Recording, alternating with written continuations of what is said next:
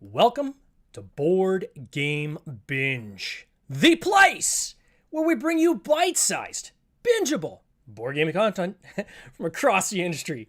I'm your host, James Staley, and in this episode, we're chatting with Artem Stepanov from Shvili Games, a Georgia-based game studio. They have over 20 titles published, but Meenakshi Temple is their first Kickstarter. Artem, welcome to the binge. How you doing, sir? Thank you, James. Thank you. I'm happy to be here. Thank you for inviting me. Oh, it is great to have you. So let me just start off. So you're based out of Georgia, and I'll say the country, not the state. Not the state, yes. It's the country And in Eastern Europe. how big is the board game industry in Georgia? It's very, very small. And then how did you get it? So, So if it's small, how did you get into the board game industry? I'm trying to put these things together. Georgia is the part of much bigger place like ex-USSR region, Yep. Including Russia, Kazakhstan, Ukraine, and many other countries. And it mostly using the same board games, the same companies that operate in this bigger East European region. Got it. So, Although yeah, the so country itself is small in terms of board game industry, the Eastern Bloc, I guess, as a whole is yes, yes. is a large market. And then Yeah. how were you board gaming as a kid, or how did you get into board games?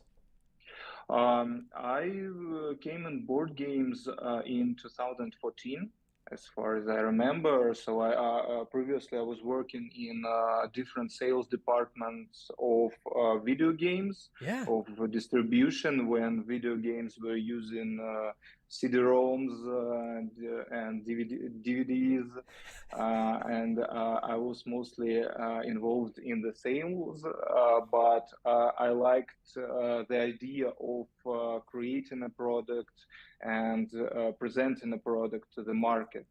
So after I changed my work to the board games industry, I discovered a great, magnificent world of modern board games, Yeah. which I wasn't previously familiar with. And I fell in love with games. And I also was involved in international sales of own publishers' games, and I discovered that that board games are much more simple than creating films or some video games that needs huge investments and huge amount of people to create.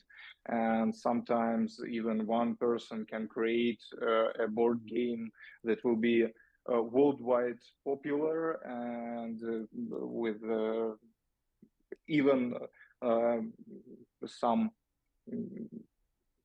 not maybe in not investing a lot in illustrations, but Yeah. the key idea, the gameplay, the feelings, the emotions that the game can give to people. So I fell in love in the industry, and then I fell in love in creating games because the team within several people can create a product from idea to the final product that can bring a lot of emotions to the players.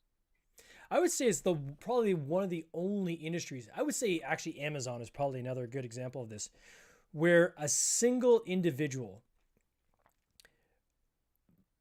building their knowledge from Googling and YouTube and kind of going online and seeing what other people are doing can actually create a business, right? You can do that with Amazon, and the board game industry, I think, is a great example of that as well. There are tons, if not most, of the hobby industry are companies of 1 to 3 people. right? And Yes, more yes. often than not, it's one person, right? That's kind of bringing a team together, but it's a virtual team and they're a company of one. So, I mean, it's an awesome industry to be in if you're one of those people, right? So, I Yes, encourage yes, anybody you're out right. there that's looking at getting into either creating their own game or want to create a business. This is a Hmm. great industry to do it in, right? Yes, yes. You need a low number of investments, but as all other industries where people create something, it always depends of the product. Yeah. So even very big publishers, they can create best-selling games and then create much worse games and so on. So it's something similar, I think, with the cinema industry, Yeah. where it's still companies who create films for almost a century. They don't know till the end whether it will be the bestseller and super film, or it will be a fail. That's a great analogy. I haven't actually heard that one before. That's actually really good because you're right. It is like the movie industry. Although the movie industry, I'd say the investment to get even in a small indie film off the ground is still pretty enormous. But Yes. yeah, it's kind of one of those things where you live and die based on the success of that product. And if it crashes and Mm-hmm. burns, I mean, it's a massive loss, right? And it's almost like Mm-hmm. the stakes are bigger for the larger companies because they pour so much money and they have such a machine. And I talked about this in the last episode of the podcast. We were talking with Pencil First, and we talked about how you can almost become a slave to the machine, right? That if you build your infrastructure up too much around your business and around your company as a board gaming publishing house, then you become a slave to that machine because you have to keep generating revenue to keep that machine running, right? And this is Yes, yes, you're where right. being these sole proprietorships or companies of one really have an advantage because you don't have to keep feeding the machine, right? One person can survive off of just kind of going at their own pace, and as long as they're not stretching themselves too thin, they can, make a good run at this hobby, right? Mm-hmm. Yes, yes, you're right. But you also need to think always, if you are thinking about becoming a publisher, you need first to think about sales. Yeah, So where and how you will present to the players your game. So Kickstarter is one of the ways.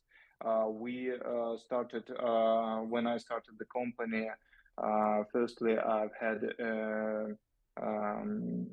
a partner, a big distribution company who is working in toys, mm. who is selling a lot of toys for big supermarkets like Walmart. And we decided that my team, we will create games and we'll give them to the distributor, and we know nothing about sales. Yeah, And we don't want actually one of my ideas was that I don't want to spend time in sales, in negotiation with stores, in marketing, and so on. I just want to spend almost 100% time in creating the product.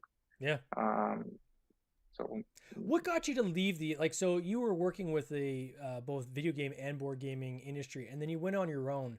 What was that inflection point? Like, what made you decide to finally say, you know what, I'm going to do this on my own? um, I think there were several factors. One of them was that I really liked creating games, Yeah. because when you make games for international market, you need to you get feedback from partners. You return with this feedback to the development team. You go to and Gen Con and other conventions. You see what ideas, what themes are trending now, and you try to update your current games that are in development and so on. And you have a lot of people who are from marketing, from sales, from game development who are discussing games, and it's very interesting process. That I liked much more than spending time in sales, because sales, they are mostly about negotiations Yeah. with partners, a lot of numbers, big stress sometimes, and so on. And another thing that I didn't like working in big company was that there were too many people who have their own idea how to make the game better. So sometimes Yeah. you also need to argue with another people, and uh, at some point I decided that well, I'll try to do it by my own. So if I fail, I will fail. If I succeed, I will succeed. But this will be my this will be So die on my your own sword. decisions.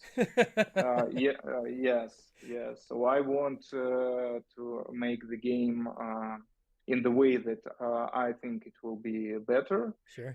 for me, for players, um, and I just in some way I think I just want to make all decisions by myself. Yeah. So this may be the key reason when I decided to go my own way.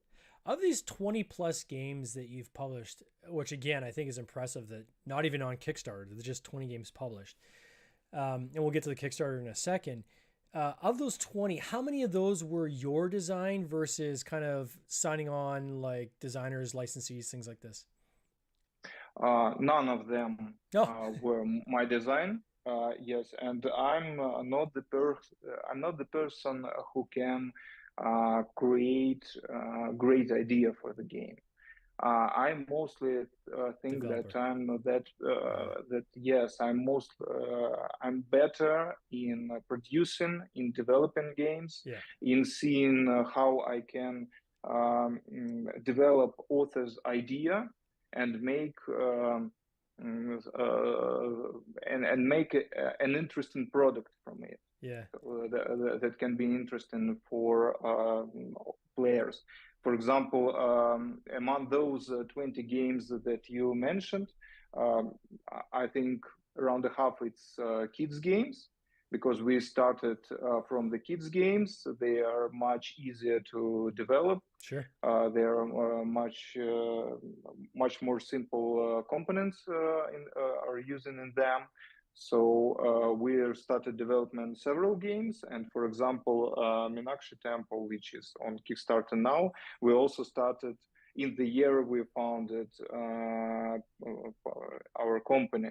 So Hmm. it took us almost 4 years to develop this game, and during this time we already published 20 plus another more simple Oh, that's more simple, more crazy. casual family games, kids games, and so on. And the first game that we published, firstly, it was the author's idea, a game about football.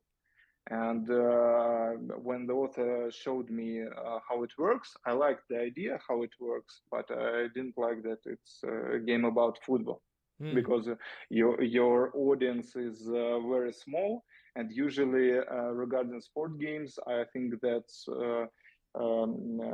people who are interested in sport, they are mostly interested in playing this sport or Yeah. watching it on the TV or playing FIFA in video games, and are not very interested in board games for the sport.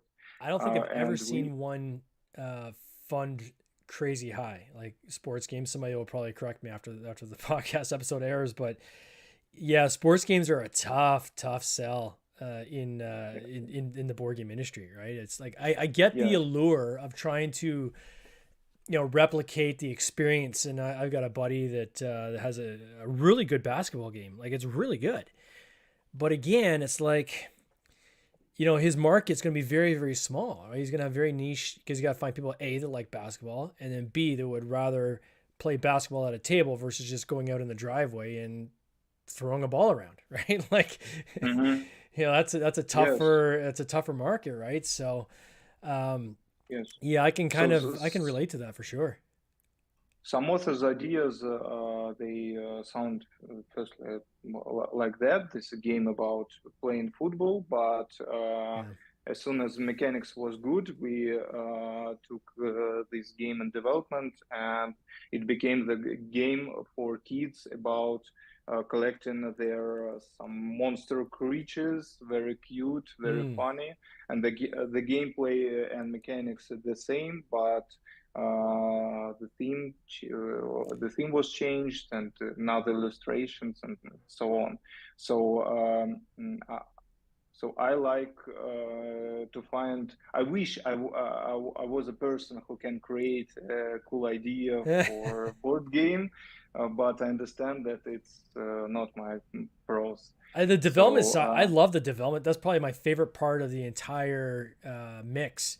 And I've done it all, right? I've done game design, I've done game development, game publishing, mhm, distribution, and the development is by far, I think, the most fun of that entire mix of just kind of taking like something that works and saying, how am I going to package this in a way that I can attract the mhm, most amount of people to this and still make mhm, the most amount of money on this? Because again, at the end of the day, you have to make money on these. So how can I do a lot of cool stuff without paying a lot of funds into mhm. that development, right? So it's a fun little balance, and that's the part that gets me excited probably the most out of the entire process. So for Yes, I agree with you. for Meenakshi Temple, so this has been going for 4 years, which is incredible. I think I read somewhere there was like just of the little temple pieces alone, there's like 115 of these like little columns that are in this thing. Like it's very visual. And we said this just before we went on air. What attracted me to your campaign in the game and reaching out to you was I really love table presence when it comes to games, right? Like I love games where Mhm, you walk by and you stop and you do a double take and you say, "What is that?" Or people will kind mhm. of sit, kind of start circling around the table and just watch other people play because it's like a feast of the eyes. And this game is no different. This game is a feast of the eyes. Like it is awesome. So I'm going to get you to go through it. First of all, let me just say congratulations because you guys, I'm going to put this in Canadian dollars because it's the only way I can see it, quite frankly. But you guys had a goal of, $6,700. You're closing in on 80,000 funded, and you still got another week to go. The back end hockey stick will probably bring that up another 30 to 50%. So you're going to end very, very strong in this campaign. So congrats on that. That is awesome. Yeah, especially for your first Kickstarter, not your first game, obviously, but your first Kickstarter. But can you walk us through where the like how this came together? So where the idea came from. Did it was it always a temple in terms of the theme, or was there like another game that you said, hey, I think we can wrap a theme around that, or how did that kind of come together? The author of the game, Pavel Atmanchuk, he came to us in 2019 with the idea of mid-heavy Euro game Yeah. of constructing an ancient temple. But in his original idea, it was Roman or some Greek temple Yeah. with Greek and Roman gods like Mars, Zeus, and others. And we liked the gameplay very much. The idea of 3D dimensions construction also. But when I started thinking about how to illustrate the game, and I was trying to find any idea for what temple it can be, it appeared that mostly all Greek and Roman temples, they are mostly white. Mm, They don't have several floors. They yeah. usually have just one floor with a big hole in it. So, and all the statues mostly white. And the statues, because of the game mechanics, they should be more colorful because there are five colors of actions in the game and five colors of statues, and players choose one of them, and and everything depends on another component. So I started web searching for different ancient constructions, ancient monuments, ancient temples, and after a few days, I discovered Meenakshi Temple.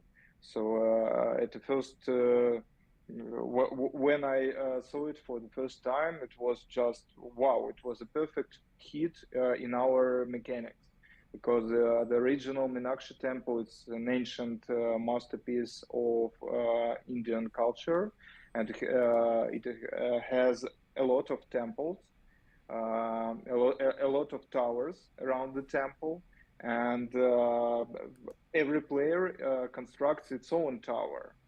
Yeah. In this way, it makes sense. Also, it has several floors, and as everything in India, it's very colorful, very bright, with beautiful statues of Indian deities.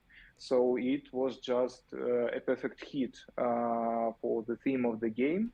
And later, it guidelined us also in developing game mechanics. It looks awesome. How do you like? So how do you play? So you've got like there's the main kind of player board where it looks like there's a bit of like worker placement, maybe action selection, and then you've got the towers off to the side. So how do those two things kind of work together? And then how do you kind of score the main points? The core mechanic of the game is action selection board, Okay. where it's like Rado said in his review, it's updated King Domino gameplay. So in King Domino, you choose the level every turn, and the higher you go, so you will be the first to choose the next turn. And in our game, you can see what actions and what bonuses are available for this turn. And also, you can see what actions and bonuses will be available next turn. So you always have one turn forward to think about, Mm. to maybe to choose less bonuses this turn, but be the first to choose next turn, and so on. And there are just five actions in the game. Some of the actions they give you opportunity to get extra deity statues to your storage. So firstly, when you get the statues, you have to put them in your storage on your player board. Hmm. Some actions give you opportunity to construct. So you just take statues from your storage and put it on the current level of your temple. Another action gives you different blessings from deities. For example, if you have more statues of Shiva on your current level than other players, the Shiva will give you some bonuses. And another action gives you opportunity to put a slab on the current level to start a new level. And all the things they are well combined because you have your own secret goal for every level of your tower. Yep. And if you make the right put the right statues, will get extra victory points, and you get victory points for every statue put it on the place on the current level. So it's mm, I think it's mostly the combination of choosing the optimal action Yeah. this turn and planning some actions for the next turns, and the idea mm, of putting the right statues on the right spots on the current level, because if you put white statue on the white spot, you will get extra victory points. and so on. So with these cards that So you draft, so each level I'm going to refer them as cards because it's like a card, right? That goes almost yes, think of yes, somebody's like stacking playing cards. You would have like yes. one level. It's got several spots on the card to represent different colors of columns. So what I Hmm. hear you saying is that you can put any columns on there, but you're going to score more if you can actually match the colors. Yes, Yeah. yes, you're And right. then once you fill those in, then you place the next card on top, and then that next card also has a pattern on it, and so forth. And you can. How many levels up would somebody typically build in a game? Um, well, it depends actually of the players because, for example, some secret goal cards they give you extra victory points Yeah. if you don't have any space left on the level. Some cards they give you victory points for if you have from 3 to 5 statues on the level, Yeah. and it depends on the strategy of the player. Sometimes it can finish when almost all players have the seventh level, and sometimes just 3 or 4. Hmm. It depends on the game. How sturdy are these towers once they're built? They are very sturdy. So I think we play tested more than 150 Okay. play tests just Yeah. offline, not using tabletop simulator for play testing. And actually, there was I don't remember that we had problems with stability. Or So it's pieces go not flying or anything like this. yeah, yeah. Of course, if you hit the table, they can go down, Yeah. but you get victory points during the game, and you mark them during the game. So even if you have in some way your tower ruined, you just need to get the highest level and you can continue. Got it. So it's also no problem for gameplay if someone spoils everything. Oh, that's cool. So, once and this campaign, I mean, it's going to wrap up next week, and I mean, again, it looks awesome. What is next for you Thank you. guys? Like what? Because you're a publisher, right? So you've done this is 20 some odd games. You've got this game now that's coming. What comes after this? Like, what's the next kind of thing for you guys? Well, first of all, we are currently more concentrated in the games that give you a lot of emotions Mm. in one maximum 1.5 hour. So I'm as every father who have kids. Yeah. It's a big problem to find some time for playing board games, and I like very much Eclipse, Star Wars Rebellion, and so on. But usually I have 1 or 2 game nights during the year when I have enough time to play them. Yeah. So our goal is to make games that give you a lot of emotions, and you can uh, quickly explain the rules in 5, 7 minutes and play it in 60 minutes. Our next game that we plan to launch this summer, it's a game about space colonization. Oh, cool. Um, yeah, its key selling point that it has um, around 16 races, different races in the base game. Not and also we will have an expansion for Kickstarter, and every race is unique. Every race they usually so players choose one race for the game. It's something like Cosmic Encounter, Mm. and they have the base idea every turn. There is a new planet opened with some amount of resources, and the players choose to decide what resource they want to get or they want to pass and so on. And if a lot of players they are choosing the same resource. They just get very small of it.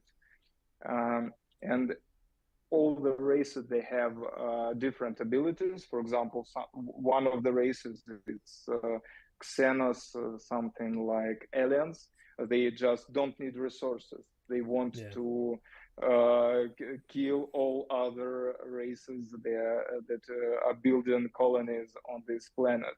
And all other players, they need to think about whether Xenos will go this turn or next turn will go to kill them, and they need to decide what is the best what the best action for this turn and so on.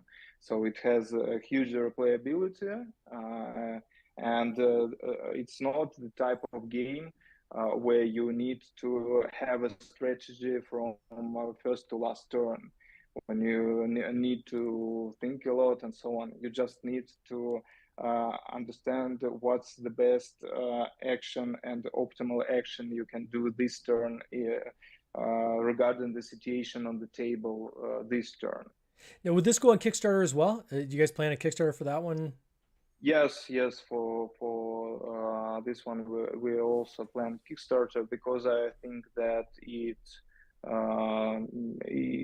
okay for Kickstarter audience, because it has a lot of races. We can make a lot of stretch goals, and also a game has a lot of illustrations on the cards, and I think that usually people on Kickstarter, they like the games with a big amount of illustrations. Yeah.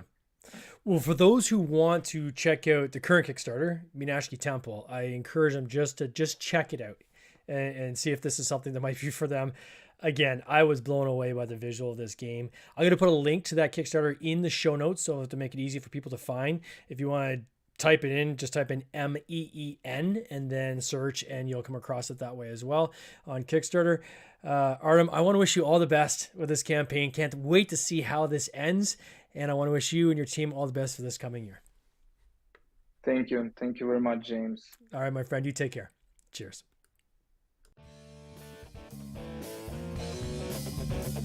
This has been an episode of the Board Game Binge podcast, hosted by James Staley, produced by James Staley and Mike Bruner, with original music by Nick Smith. If you would like to watch these interviews live, simply subscribe to our YouTube channel, Board Game Binge, and you'll get access to live interviews, giveaways, and interesting board game content from across the industry. I can't wait for you to join us. See you next time.